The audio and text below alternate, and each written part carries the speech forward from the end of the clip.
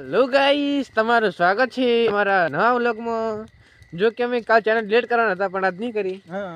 તો બાકી આ જોઈ શકો, આ ભાઈ આપણે તમે ઓળખતા છો, જી છે વિષ્ણુજી ઠાકોર.